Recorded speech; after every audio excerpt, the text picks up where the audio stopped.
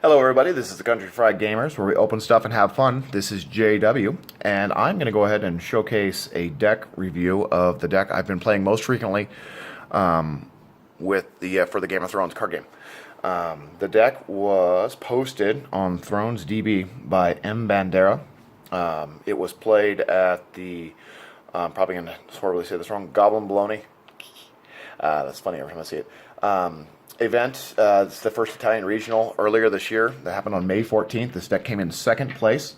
And Bandera credits the deck's creation to Alex Minotti.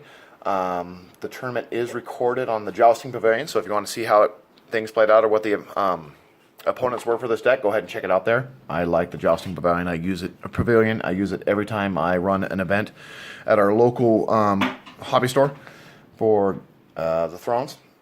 I use it for other things too, not just Thrones, but I just put it in as Thrones. It is a 62 card deck. I generally do not play 62 card decks. I find it really, really weird on my sensibilities to play more than 60 cards, but that is the Magic player in me. But I tried it out. It seems to do all right, but I've already seen things that I would cut, cards that I don't usually play that I would cut, and when I get to the end and I do the overall conclusion on this deck, I will show what it is that I would cut. First off, this is not the exact list from it. I did do a bit of a trade. I exchanged, as we'll see as we go through it, one copy of Viserys Targaryen for a third copy of Put to the Sword. I find that card is bonkers good, and in my local metagame, there is not an overabundance of Milk of the Poppy or other attachments that are just critical. So here we go. We'll get started. All right. So first off, we'll know that it is Targaryen, however you want to say it, and the agenda is the Kings of Summer. I find this card to be very useful in this deck. It is a summer deck. Most of the plots are summer plots. And so I find it very useful. Somebody's always got a summer plot, you know, and it's good. It's good. I like having the extra reserve as well. It does get kind of wonked out when you play against Night's Watch or any of the other winter decks, but you know, the plots in and of themselves have a high enough gold production that I'm not totally crippled by it. But again, as I say, it's an effective deck in this meta around here because there is not a lot of winter decks. People just generally don't like that kind of control. They like to be able to play big fatty fatties. All right. So to get into our plots, there is March to the Wall, Summer Harvest, Calm over Westeros, Time of Plenty, Close Call, Political Disaster, which I thought was a pretty intense tech card. I like it. It is solid against Night's Watch. It is also solid against Baratheon and Tyrell. I find them very useful against them. And then a Song of Summer for when you just got to win those events. Plus it's 5 gold. 5 gold matters. Alright, so when I go to flipping plots, if I don't know what my opponent has, I will usually lead with the Summer Harvest. It tends to catch them pretty good. I either get a lot of gold or I limit their gold production, which I find to be very useful. If I know what's going on, I will often lead with Calm over Westeros to shut down their military, or to shut down the things that I find them to be going after me about, especially if I know that they're not playing Summer Harvest. You know, it happens. You get used to who you're playing against and what they like to play. Or you get recognized certain deck types. Just the other ones, these are tech. These are tech. I've often flopped this on the second or first turn. Sometimes that gold matters. Having 7 gold right out the bat, if they don't see anything that indicates a winter plot, you just go right at it. And then these are the tech cards. Rarely do people set up only one big fatty at the beginning because people have learned.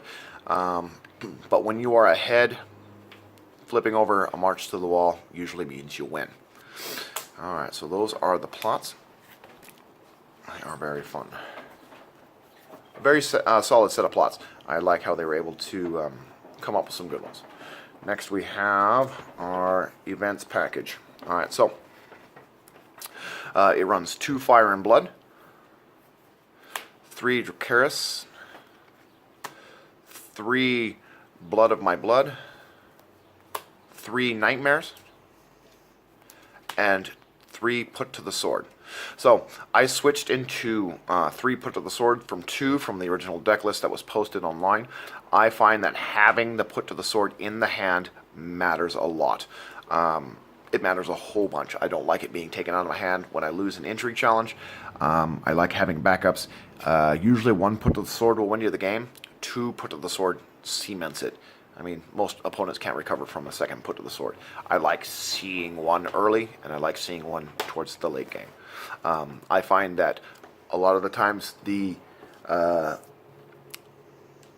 context in which you are going to win in this game is if your events can blow out your opponent, and Put to the Sword is a blowout. Especially when you go all in with your military attacks. There's like, all right, well, I'll just token block it so you don't get a power, and then I blow up your big guy. Or the character that matters the most. And often, people do not keep up 2 gold for their hand's judgment. They just don't. Alright, so, Nightmares. You got to give bad dreams to people you don't want to deal with for a turn. And then we go to these 2 cards, or these 2 different events. Blood of My Blood and Dracarys, I feel like they do a very similar thing. What they do is they mess up combat math. Dracarys will make somebody small. Sometimes it kills somebody, and that's great. But what it usually does is makes it so that I win in my military. And with this deck, my opponents have learned that if I'm attacking with 3 gold up, it usually means I'm going to Dracarys something, and then I'm going to Put to the Sword after I win by 5. Another way that does it too is Blood of My Blood. I will attack in with Blood Riders, and then I will Blood of My Blood for the Blood Rider Lord. And then suddenly, I'm winning by a bunch. Very good. And then you bounce back a character back to hand. It kind of is strong against Valar. Sometimes I go get a Blood Rider that is a duplicate, or that will be a duplicate of somebody I already have in play. It comes into play, becomes a duplicate right away, and then it prevents my guy from dying on that turn. Then I can attack with him back, especially if I know, and then I bounce him back to my hand, and then protects me from Valar. Especially if I smell it coming. So I find that these 2 events are super good, super good. They are just as good as Put to the Sword. The last event, Fire and Blood, shuffles some things in, does shenanigans with the dragons. It's really good with the dragons, but you know, you only have so many dragons, so you don't need a whole bunch of them. And shuffling in a guy, it doesn't seem to be bad. You know, especially get that Daenerys back out of there. But I don't feel like you need 3, and neither the creators of the deck, since you have Close Call, and that's very, very powerful.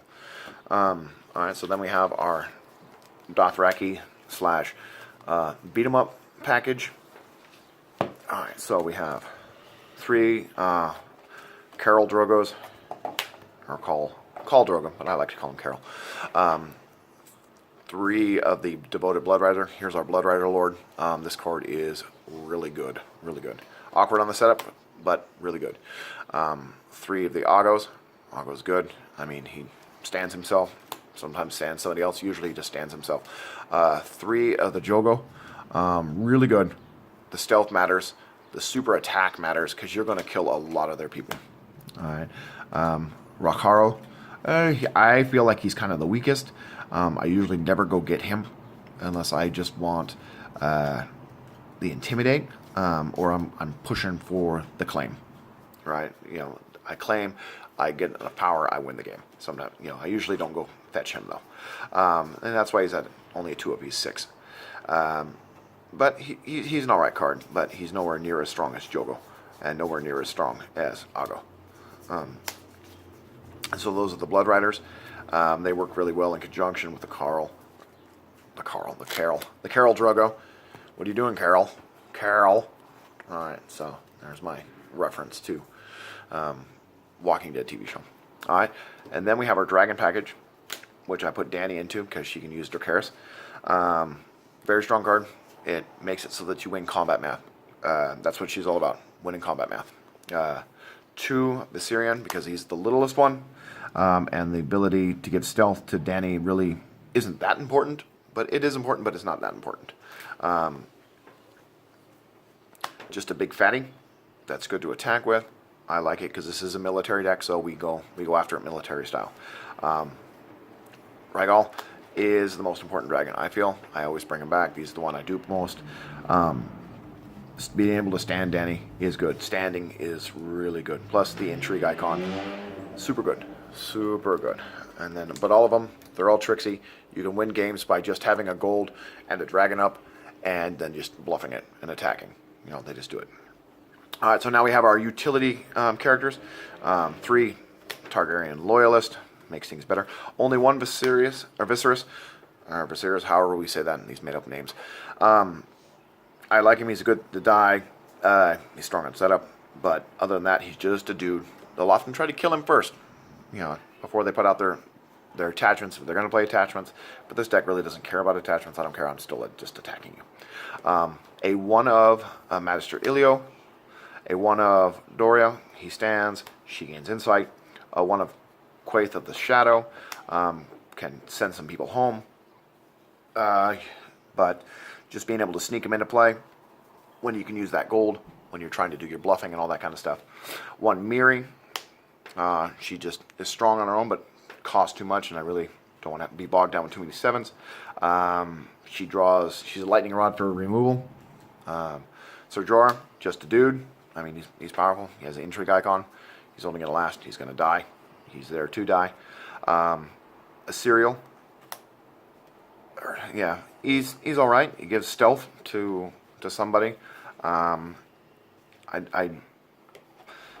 there was ever a card that I would cut to go down to 60 cards, this would be it. I often don't play him. Rattleshirt's Raiders. I've set up with him before.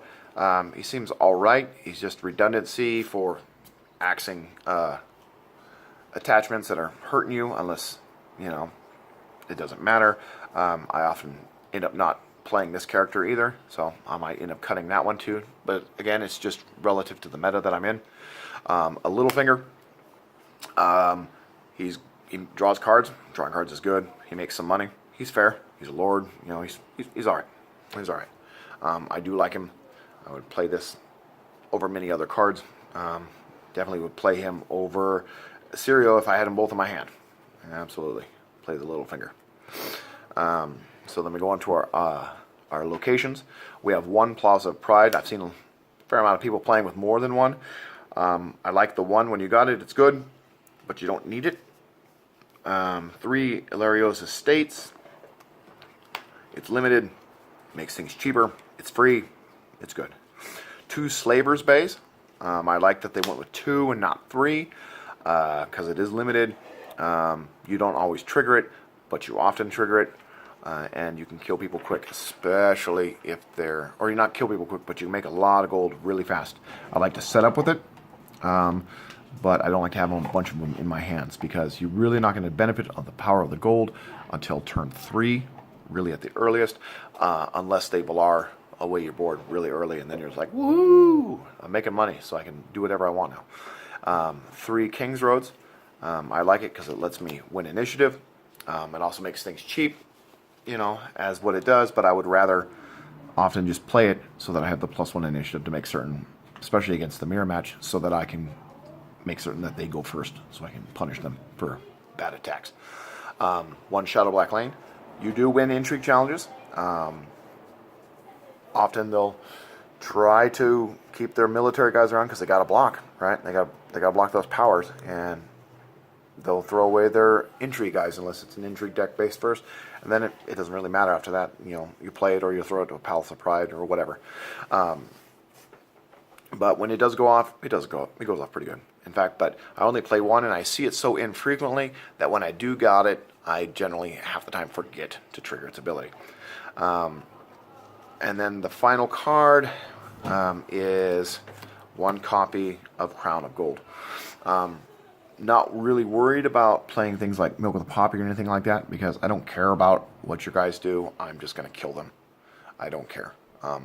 If they play things like Caitlyn, I'll just kill so many of your dudes that you can't. Eventually, you'll have to kill Caitlyn. So that's my goal. Or I'll just military attack you, and then put her to the sword. And that's why I like put her to the sword so much, because she doesn't interfere with it unless they got something that shoves it in there. And they're playing that one location, and then you put them in a bad spot that they either have to keep that location or blow it up when you do political disaster. So I really have enjoyed this deck a lot. Like I said, the things that I would cut, if to make it down to 60, would be the Cereal and the Rattleshirts Raiders. If I were to cut anything, I would cut them, just because I don't find them to be that strong, especially the 5 gold cost for the Cereal, and then I just don't have that many attachments in my meta. So I could feel comfortable cutting those. The sweet interactions with this deck are the the Crown of Gold on something big, then with a Danny out, stops things from happening. But often it is the dragons and Dracarys. That's like a full non, that's a pretty obvious combination. But the good one I find is the Devoted Blood Rider and the Blood of My Blood. So you bring in a Devoted Blood Rider, after blocks are declared, it'll end up winning the challenge. It's pretty good. It's pretty good. You often don't get the second military challenge unless you got Carol out. But if you do got Carol, then you get to swing with it again on your next one. But just being able to be like, I got you. Here's an extra point of power. Can you stop it? Nope. All right, good. The same thing with the Dracarys. Oftentimes, just using the Dracarys to make certain that you win the challenge is good enough. That's fine with me half the time. Overall, I find this deck's power is very high. It plays a lot into my strengths. I like playing an aggro control style, where I'm putting my opponent on the back foot and forcing them to make bad decisions as I attack into them. It's pretty solid. You just got to know when they got Watchers on the Wall, or whatever that's called. The one that kills, when you kneel 2 Rangers and pay some gold, kill all the attackers. In a military challenge, you got to kind of feel that out. It can stumble on its economy if you're playing against a winter deck, but I like this one a lot. I feel like M. Bandera chose a good deck to take to it. He even says in his little blurb there on Thrones DB that he felt that maybe he could have done a better job in the final match if he had gotten a smoother mulligan, and having played the deck, I could feel what he's saying. So I really like it. And if you have any suggestions on this deck or anything, just let me know down in the comment sections or anything. And enjoy this deck. Please play it. It's pretty strong. Unless your meta's moved on past it, or you just can't feel like it fits in, this deck is a contender. They played a good one. All right, thank you so much, and we will talk to you later.